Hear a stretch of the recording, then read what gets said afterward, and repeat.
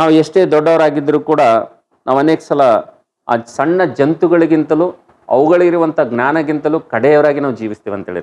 ಅದಕ್ಕೆ ಯೆಶಾಯನ ಪ್ರವಾದನೆ ಪುಸ್ತಕ 1ನೇ ಅಧ್ಯಾಯದಲ್ಲಿ ಎತ್ತು ಯಜಮಾನನನ್ನು ಗುರುತು ಹಿಡಿತದಂತ. ಏನು ಮಾಡ್ತದಂತ್ರಿ? ಎತ್ತು ಯಜಮಾನನನ್ನು ಏನು ಮಾಡ್ತದಂತ? ಗುರುತು ಹಿಡಿತದಂತ. ಕತ್ತೆ ತನ್ನ ಕೊಟ್ಟಿಗೆಗೆ ನೇರವಾಗಿ ಹೋಗ್ತದಂತ. ಸತ್ಯವೇದದಲ್ಲಿ ಈ ರೀತಿಗೆ ನಾವು ಅನೇಕ ಪುಸ್ತಕಗಳಲ್ಲಿ ನಾವು ಸಣ್ಣ ಜಂತುಗಳ ಬಗ್ಗೆ ನಾವು ಒಂದು ವೇಳೆ ಧ್ಯಾನ ಮಾಡ್ತಾ ಹೋದಪ್ಪ ಅಂತಂದ್ರೆ ಬಹಳಷ್ಟು ವಿಷಯಗಳು ಸಣ್ಣ ಜೀವಿಗಳ ಕುರಿತು ದೇವರು ಬರೆದಿದ್ದಾನೆ. ದೇವ್ರಿಗೆ ಒಂದೇ ಒಂದು ಆಸೆ ಏನಪ್ಪ ಅಂತಂದ್ರೆ, ಒಂದು ವೇಳೆ ಮಾನವನಿಗೆ ಏನಾದರೂ ಗೊತ್ತಾಗ್ಲಿಲ್ಲಪ್ಪ ಅಂತಂದ್ರೆ ನಾವು ನೋಡ್ತೇವೆ ಆತನ ಹೇಳ್ತಾನೆ, ಸಣ್ಣ ಜೀವಿಗಳಾಗಿರುವಂಥ ನಾವು ನೋಡ್ತೇವೆ ಆ ಸಣ್ಣ ಜೀವಿಗಳಲ್ಲಿ 4 ಅಧಿಕ ಜ್ಞಾನವುಳ್ಳಂಥ ಮೊದಲನೇ ಒಂದು ಜಂತು ಇರುವೆ. ಆ ಇರುವೆ ಹತ್ರ ಹೋಗಿ ನೀವೇನು ಮಾಡ್ಬೇಕಂದ್ರೆ ಪಾಠವನ್ನು ಕಲಿಬೇಕೆಂಬುದಾಗಿ ದೇವರು ಹೇಳ್ತಾ ಇದ್ದಾನೆ ಅಂತೇಳಿ. ಹಲ್ಲೆಲೂಯಾ. ನಾವು ನೋಡ್ತೇವೆ ನನ್ನ ಪ್ರೀತಿದವರ ಮಕ್ಕಳೇ, ಚರ್ಚ್ ಪ್ರೇಯರಿಗೆ ಬಂದಿರುವಂಥ ನಮಗೆ, ಸಂಘ ಪ್ರಾರ್ಥನೆಗೆ ಬಂದಿರುವಂಥ ನಮಗೆ ದೇವರು ಇರುವೆ ಹತ್ರ ಹೋಗಿ ನಾವು ಯಾಕೆ ಕಲಿಬೇಕೆಂಬುದಾಗ ಆತನ ಹೇಳ್ತಾನಪ್ಪ ಅಂತಂದ್ರೆ, ಇರುವೆಯನ್ನು ನೋಡಿ ನಾವು ಯಾಕೆ ಕಲಿಬೇಕೆಂಬುದಾಗ ಆತನ ಹೇಳ್ತಾನಪ್ಪ ಅಂತಂದ್ರೆ, ನಿಮ್ಮೆಲ್ಲರಿಗೆ ಬಹಳ ಒಂದು ಪ್ರಶ್ನೆ ಬರ್ಬೋದು, ಏನ್ರಿ ಪಾಸ್ಟ್ರೆ, ಇರುವೆ ಎಲ್ಲಿ ನಾವೆಲ್ಲಿ?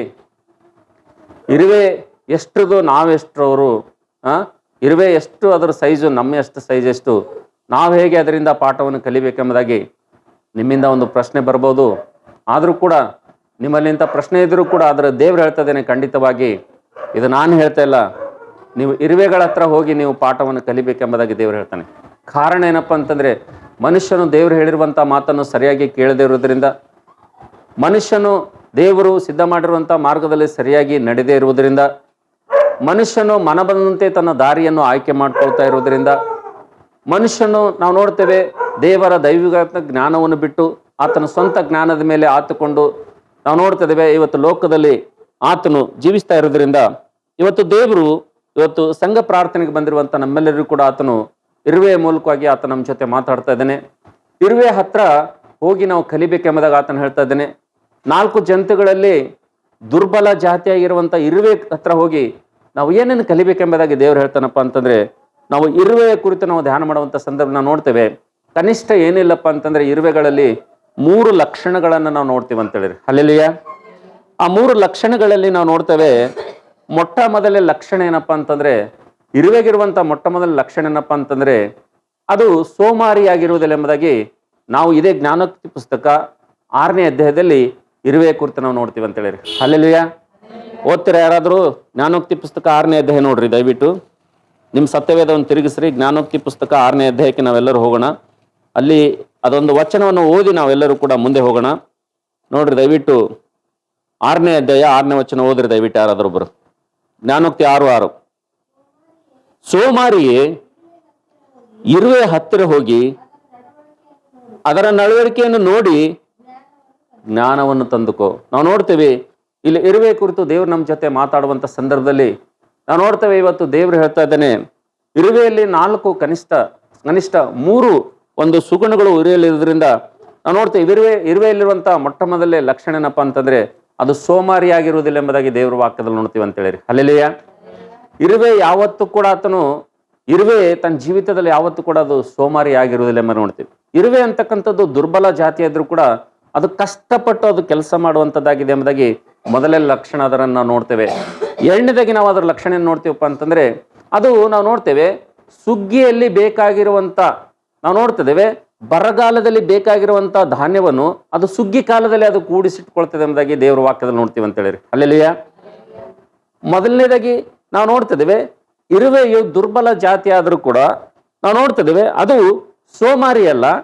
ಮತ್ತು 2ನೇದಾಗಿ ನಾವು ನೋಡ್ತಿದ್ದೇವೆ ಅದು ಸುಗ್ಗಿ ಕಾಲದಲ್ಲಿ ಏನು ಮಾಡ್ತದಪ್ಪ ಅಂತಂದ್ರೆ, ಬರಗಾಲಕ್ಕೆ ಬೇಸಿಗೆ ಕಾಲಕ್ಕೆ ಬೇಕಾಗಿರುವಂಥ ಆಹಾರವನ್ನು ಏನು ಮಾಡ್ತದ್ದು ಕೂಡಿಸಿಟ್ಟುಕೊಳ್ತದೆ ಎಂಬುದಾಗಿ ನೋಡ್ತೇವೆ 2ನೇದಾಗಿ. ಮತ್ತು 3ನೇದಾಗಿ ನಾವು ನೋಡ್ತೇವೆ ಇರುವೆ ಅದು ಅದರಲ್ಲಿರುವಂಥ ಇನ್ನೊಂದು 3ನೇ ಲಕ್ಷಣ ಏನಪ್ಪ ಅಂತಂದ್ರೆ, ಇರುವೆ ಏನು ಮಾಡ್ತದಪ್ಪ ಅಂತಂದ್ರೆ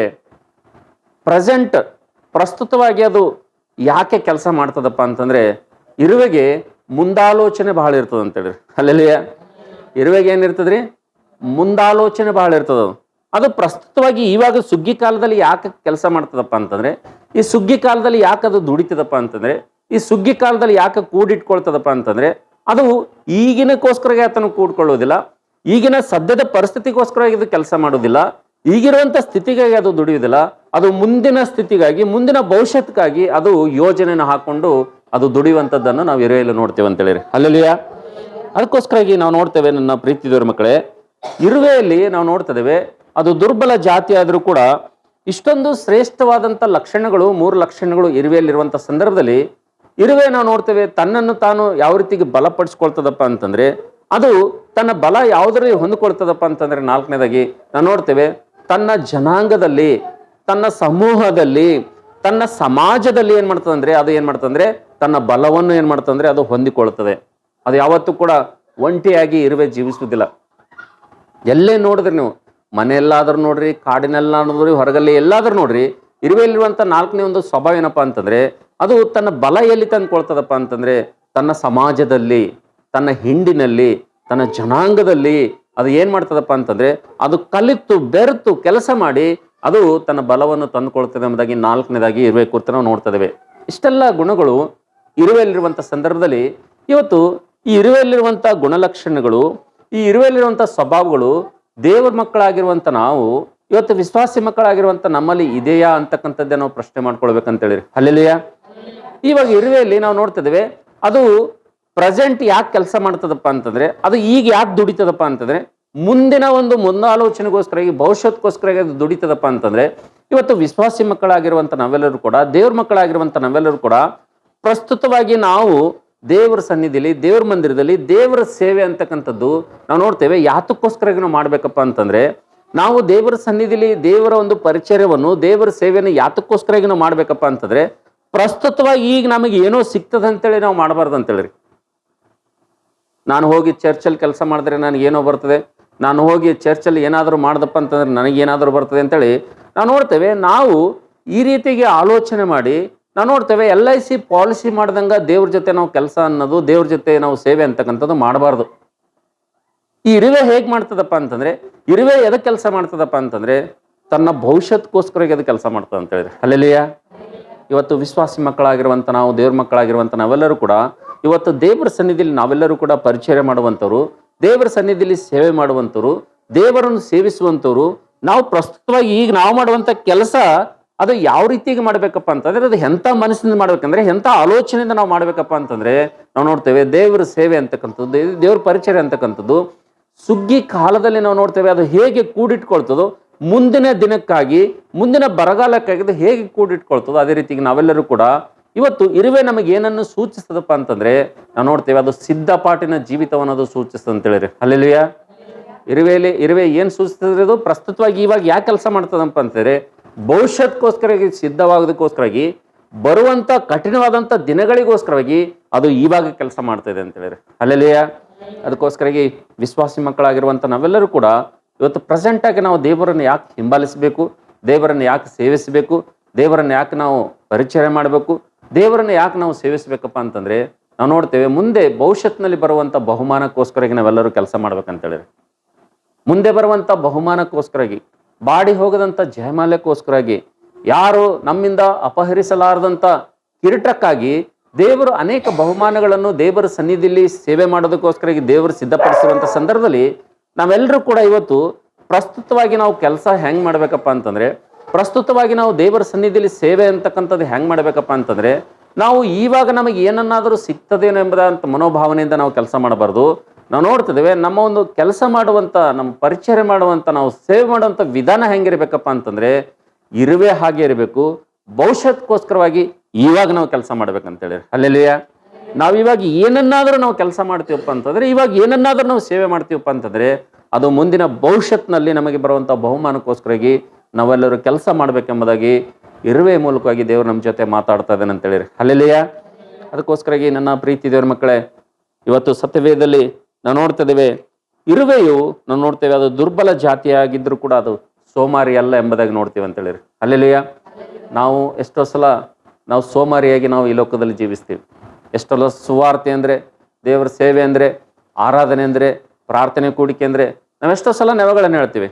ಯಾಕೆ ಸಹೋದರಿ ಬಂದಿಲ್ಲ, ಯಾಕೆ ಸಹೋದರ ಬಂದಿಲ್ಲ ಅಂದರೆ, ಅಣ್ಣ ನನಗೆ ಹಾಸಿಗೆಯಿಂದ ಏಳಕ್ಕೆ ಆಗಿಲ್ಲ ಅಂತ ಕೆಲವೊಬ್ರು ಹೇಳ್ತಾರೆ, ಅಣ್ಣ ನನಗೆ ಆರಾಮಿಲ್ಲ ಎಂಬುದೇ ಕೆಲವೊಬ್ರು ಹೇಳ್ತಾರೆ, ಪಾಸ್ಟ್ರೆ ನನಗೆ ಇಂಥ ಕೆಲಸ ಐತೆ ಎಂಬುದಾಗಿ ಹೇಳ್ತಾರೆ.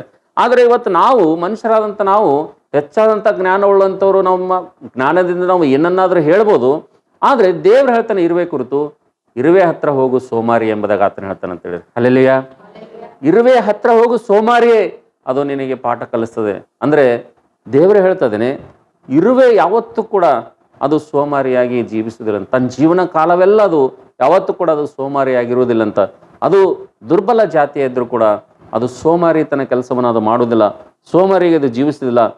ಜೀವಿತ ಕಾಲವೆಲ್ಲ ಅದು ತುಂಬ ಆಕ್ಟಿವ್ ಆಗಿ ಅದು ಕೆಲಸ ಮಾಡ್ತದೆ ಪ್ರಸ್ತುತವಾಗಿ ಎಂಬುದಾಗಿ ದೇವರ ವಾಕ್ಯದ ನೋಡುತ್ತ ಸಂದರ್ಭದಲ್ಲಿ ಇವತ್ತು ವಿಶ್ವಾಸಿ ಮಕ್ಕಳಾಗಿರುವಂಥ ನಾವೆಲ್ಲರೂ ಕೂಡ, ದೇವರ ಮಕ್ಕಳಾಗಿರುವಂಥ ನಾವೆಲ್ಲರೂ ಕೂಡ ಇವತ್ತು ನಾವು ಮಾಡುವಂಥ ಪ್ರಾರ್ಥನೆ, ನಾವು ಮಾಡುವಂಥ ಆರಾಧನೆ, ನಾವು ದೇವರು ಸೇವಿಸುವಂಥ ವಿಧಾನ ಎಲ್ಲವೂ ಕೂಡ ಏನಾಗಿರ್ಬೇಕಪ್ಪ ಅಂತಂದರೆ, ನಾವು ನಿರಂತರವಾಗಿ ಇರುವೆ ಹೇಗೆ ಮುಂದಿನ ದಿನಗಳಿಗೋಸ್ಕರಾಗಿ ಭವಿಷ್ಯತ್ಕೋಸ್ಕರಾಗಿ ಈಗ ಅದು ಕೆಲಸ ಮಾಡ್ತದೋ, ನಾವು ಕೂಡ ಏನು ಮಾಡ್ಬೇಕಂದ್ರೆ ಬರುವಂಥ ಭವಿಷ್ಯತ್ಕೋಸ್ಕರವಾಗಿ ನಾವೆಲ್ಲರೂ ಕೂಡ ಏನು ಮಾಡ್ಬೇಕಂದ್ರೆ, ನಾವು ಮಾಡುವಂಥ ಆರಾಧನೆ ಆಗಲಿ, ನಾವು ಮಾಡುವಂಥ ಪ್ರಾರ್ಥನೆ ಆಗಲಿ, ನಾವು ಮಾಡುವಂಥ ಸೇವೆ ಆಗಲಿ ಭವಿಷ್ಯತ್ತಿನಲ್ಲಿ ಬಹುಮಾನ ತರುವಂಥ ಒಂದು ಸೇವೆ ಆಗಿದೆ ಎಂಬುದಾಗಿ ನಾವೆಲ್ಲರೂ ನಂಬಿ ವಿಶ್ವಾಸದಿಂದ ಕರ್ತನ ಸೇವೆಯನ್ನು ನಾವು ಹೃದಯಪೂರ್ವಕವಾಗಿ ಮಾಡಬೇಕೆಂಬುದಾಗಿ ದೇವರ ವಾಕ್ಯದಲ್ಲಿ ನೋಡ್ತಾ ಇದ್ದೇವೆ ಅಂತೇಳಿ, ಹಲ್ಲೆಲೂಯ. ಅದಕ್ಕೋಸ್ಕರಾಗಿ ನಾವು ನೋಡ್ತೇವೆ, ನನ್ನ ಪ್ರೀತಿದವರ ಮಕ್ಕಳೇ, ಜ್ಞಾನೋಕ್ತಿ ಪುಸ್ತಕ 30ನೇ ಅಧ್ಯಾಯ 24ನೇ ವಚನದಲ್ಲಿ ನಾವು ನೋಡ್ತಾ ಇದ್ದೇವೆ, ಇರುವೆ ಕುರಿತು ದೇವರು ನಮ್ಮ ಜೊತೆ ಮಾತಾಡುವಂಥ ಸಂದರ್ಭದಲ್ಲಿ ನಮ್ಮಲ್ಲೂ ಕೂಡ ಇಂಥ ಸುಗುಣಗಳು, ಇಂಥ ಲಕ್ಷಣಗಳು ನಾವು ಕೂಡ ಇಟ್ಕೊಂಡು ಒಂದು ವೇಳೆ ಈ ಲೋಕದಲ್ಲಿ ನಾವು ವಿಶ್ವಾಸದ ಯಾತ್ರೆಯಲ್ಲಿ ಕರ್ತನ ಕೊಟ್ಟಿರುವಂಥ ಕೆಲಸದಲ್ಲಿ ನಾವು ನಂಬಿಗಸ್ತರಾಗಿ ಹೃದಯಪೂರ್ವಕವಾಗಿ ಯಥಾರ್ಥವಾಗಿ ನಾವು ಇರುವೆಯಂತೆ ಕಷ್ಟಪಟ್ಟು ದುಡಿಯುವರಾಗಿ, ಇರುವೆಯಂತೆ ನಾವು ಸೋಮಾರಿಗಳು ಆಗದೆ ಅದರಿಂದ ನಾವು ಜ್ಞಾನವನ್ನು ತಂದುಕೊಂಡು ಈ ಲೋಕದಲ್ಲಿ ನಾವು ಯಾವಾಗಲೂ ಕೂಡ ನಾವು ನೋಡ್ತೇವೆ, ಕರ್ತನ ಸೇವೆಯಲ್ಲಿ ನಾವು ಮುಂದೆ ಹೋಗೋದಾದರೆ ಖಂಡಿತವಾಗಿ ದೇವರು ಆತನು ಬಹುಮಾನವನ್ನು ಕೊಡುವಂಥವನಾಗಿದ್ದಾನೆ. ಬರುವಂಥ ದಿನಮಾನಗಳಲ್ಲಿ ದೇವರು ನಮ್ಮನ್ನು ಆಶೀರ್ವಾದ ಮಾಡುವಂಥವನಾಗಿದ್ದಾನೆ. ಅದಕ್ಕೋಸ್ಕರವಾಗಿ ನಾವು ಏನನ್ನಾದರೂ ಸೇವೆ ಮಾಡಬೇಕಪ್ಪ ಅಂತಂದರೆ, ಏನನ್ನಾದರೂ ಕೆಲಸ ಮಾಡಬೇಕಪ್ಪ ಅಂತಂದರೆ, ದೇವರನ್ನು ನಾವು ಸೇವಿಸಬೇಕಪ್ಪ ಅಂತಂದರೆ ಭವಿಷ್ಯತ್ಕೋಸ್ಕರವಾಗಿ, ಮುಂದಿನ ದಿನಕ್ಕೋಸ್ಕರವಾಗಿ ಅದು ನಾವು ಮಾಡಬೇಕೆಂಬುದಾಗಿ ಇರುವೆ ನಮಗೆ ಹೇಳ್ತದೆ. ಇನ್ನೊಂದು ಮಾತಿನಲ್ಲಿ ಇರುವೆ ನಮಗೆ ಏನು ಕಲಿಸ್ತದಪ್ಪ ಅಂತಂದರೆ, ಸಿದ್ಧಪಾಟಿನ ಜೀವಿತ ಅಂತಕ್ಕಂಥದ್ದು ಇರುವೆ ನಮಗೆ ಕಲಿಸ್ತದೆ ಅಂತೇಳಿ. ಇರುವೆ ಮಾಡುವಂಥ ಕೆಲಸ ಏನಪ್ಪ ಅಂತಂದರೆ ಸಿದ್ಧಪಾಟಿನ ಜೀವಿತವನ್ನು ಅದು ನಮಗೆ ಕಲಿಸ್ತದೆ. ಅದಕ್ಕೋಸ್ಕರ ನಾವೆಲ್ಲರೂ ಕೂಡ ಈ ಸಮಯದಲ್ಲಿ ದೇವರು ಬರುವಂಥ ದಿನ ಭಾಳ ಸಮೀಪವಾಗಿರೋದ್ರಿಂದ ಇರುವೆಯಂತೆ ನಾವು ಕೂಡ ಪ್ರತಿ ಕ್ಷಣದಲ್ಲಿ, ಪ್ರತಿ ದಿನದಲ್ಲಿ ನಾವೆಲ್ಲರೂ ಕರ್ತನ ಸೇವೆಯನ್ನು ಅತ್ಯಾಸಕ್ತಿಯಿಂದ ಮಾಡುತ್ತಾ ನಾವೆಲ್ಲರೂ ಕೂಡ ಸಿದ್ಧ ಮನಸ್ಸಿನಿಂದ, ಸಿದ್ಧಪಾಟಿನಿಂದ ಕರ್ತನ ಬರುವಿಕೆಯನ್ನು ಎದುರು ನೋಡ್ತಾ ಆತನ ಸೇವಿಸುವುದಾದರೆ, ಆತನನ್ನು ಹಿಂಬಾಲಿಸುವುದಾದರೆ, ನಾವು ಯಾವಾಗಲೂ ಎಡೆಬಿಡದೆ ಪ್ರಾರ್ಥನೆ ಮಾಡುತ್ತಾ, ಬೇಸರಗೊಳ್ಳದೆ ಪ್ರಾರ್ಥನೆ ಮಾಡುತ್ತಾ, ಯಾವಾಗಲೂ ಪ್ರಾರ್ಥನೆ ಮಾಡುತ್ತಾ, ಪ್ರಾರ್ಥನೆ ಮಾಡೋದಲ್ಲಿ ಪ್ರಾರ್ಥನೆಯನ್ನು ಎಚ್ಚರವಾಗಿದ್ದು ನಾವು ಒಂದು ವೇಳೆ ಲೋಕದ ಯಾತ್ರೆಯಲ್ಲಿ ನಾವು ಮುಂದೆ ಸಾಗ್ತಾ ಇದ್ದೇವಪ್ಪ ಅಂತಂದರೆ ಖಂಡಿತವಾಗಿ ದೇವರು ಖಂಡಿತವಾಗಿ ನಮ್ಮನ್ನು ಆಶೀರ್ವಾದ ಮಾಡುವಂಥವನಾಗಿದ್ದಾನೆ. ಅದಕ್ಕೋಸ್ಕರಾಗಿ ಬನ್ನಿ ನಾವೆಲ್ಲರೂ ಕೂಡ ಸ್ವಲ್ಪ ಹೊತ್ತು ದೇವರ ಸನ್ನಿಧಿಯಲ್ಲಿ ದೇವರು ಕೊಟ್ಟಂಥ ಈ ಒಂದು ಉತ್ತಮವಾದಂಥ ಆಲೋಚನೆಯನ್ನು ತೆಗೆದುಕೊಂಡು, ದೇವರು ಕೊಟ್ಟಂಥ ಈ ಉತ್ತಮವಾದಂಥ ಶ್ರೇಷ್ಠವಾದಂಥ ಒಂದು ಇರುವೆಯ ಒಂದು ದುರ್ಬಲ ಜಾತಿಯ ವಿಷಯದಲ್ಲಿ ನಮ್ಮ ಜೊತೆ ಮಾತಾಡುವಂಥ ಸಮಯದಲ್ಲಿ ಅದರಿಂದ ನಾವು ಕೆಲವೊಂದು ಆಲೋಚನೆಗಳು